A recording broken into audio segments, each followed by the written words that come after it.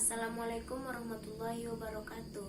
Perkenalkan, nama saya Nopera Amanda Tanjung dengan NIM 2014050009 BP 20. Berasal dari jurusan Tadris Bahasa Inggris Fakultas Tarbiyah dan Keruan Universitas Islam Negeri Imam Bonjol.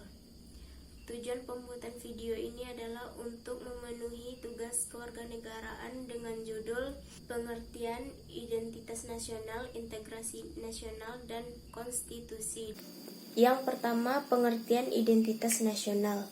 Identitas nasional merupakan suatu penanda atau jati diri suatu bangsa yang dapat membedakan ciri khasnya dengan bangsa lain. Karena ciri khas suatu bangsa terletak pada konsep bangsa itu sendiri.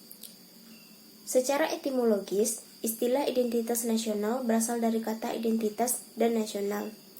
Identitas berasal dari kata identity yang artinya memiliki tanda, ciri, atau jati diri yang melekat pada suatu individu, kelompok, atau sesuatu yang membedakannya dengan yang lain. Sedangkan nasional berasal dari kata nation yang artinya bangsa.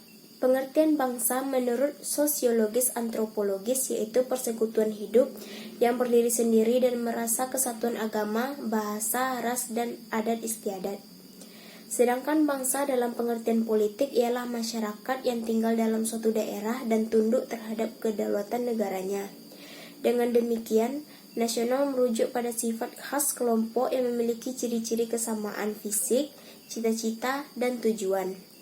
Maka dapat disimpulkan bahwa identitas nasional adalah suatu kelompok masyarakat yang memiliki ciri-ciri dan melahirkan tindakan secara kolektif yang diberi sebutan nasional. Berdasarkan pengertian tersebut, setiap bangsa di dunia pasti memiliki identitas tersendiri yang sesuai dengan karakter ciri khas dari bangsa itu sendiri. Berikut adalah faktor-faktor lahirnya suatu identitas nasional. Lahirnya suatu identitas nasional bangsa pasti memiliki ciri khas, sifat, serta keunikan tersendiri yang sangat didukung oleh faktor-faktor pembentuk identitas nasional. Faktor-faktor yang diperkirakan menjadi identitas bersama suatu bangsa meliputi: yang pertama, primordial. Faktor-faktor primordial ini meliputi ikatan kekerabatan atau darah dan keluarga, kesamaan suku bangsa, daerah asal, bahasa, dan adat istiadat. 2. Sakral. Faktor sakral dapat berupa kesamaan agama yang dipeluk masyarakat atau ideologi yang diakui oleh masyarakat yang bersangkutan. Yang ketiga, tokoh. Kepemimpinan dari para tokoh yang disegani dan dihormati oleh masyarakat dapat pula menjadi faktor yang menyatukan bangsa negara.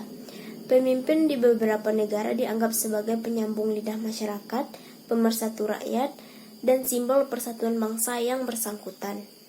Berikut adalah pengertian integrasi dari beberapa ahli. Yang pertama, Dr. Nazaruddin Samsudin. Integrasi nasional adalah sebuah proses penyatuan bangsa yang meliputi seluruh aspek kehidupan, aspek politik, sosial, ekonomi, serta budaya.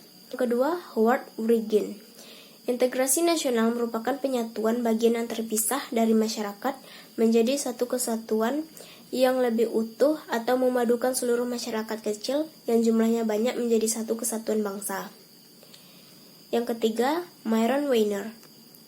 Integrasi nasional merupakan proses dari bermacam kelompok sosial dan budaya ke dalam satu wilayah dalam membentuk identitas nasional. J. Sujati Jiwandono. Integrasi nasional merupakan cara bagaimana kelestarian dalam persatuan nasional dalam arti luas bisa didamaikan dengan hak dalam menentukan nasib sendiri. Yang ketiga, pengertian konstitusi. Mengenai istilah konstitusi pertama kali dikenal di negara Prancis, yaitu berasal dari bahasa Prancis constituer yang berarti membentuk. Yang dimaksud dengan membentuk di sini adalah membentuk suatu negara. Hal ini disebabkan konstitusi mengandung permulaan dari segala peraturan mengenai suatu negara. Istilah tersebut muncul karena Prancis yang pertama kali membahas teori konstitusi sebagai cabang ilmu pengetahuan yang dilatar belakangi gejala-gejala sosial.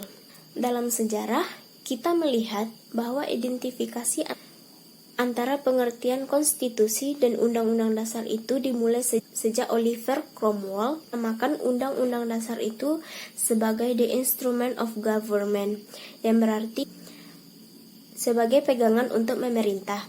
Dan dari sinilah muncul identifikasi dan konstitusi dan undang-undang dasar. Menurut Karl J. Friedrich, konstitualisme merupakan gagasan bahwa pemerintahan merupakan suatu kumpulan kegiatan yang diselenggarakan oleh dan atas nama masyarakat.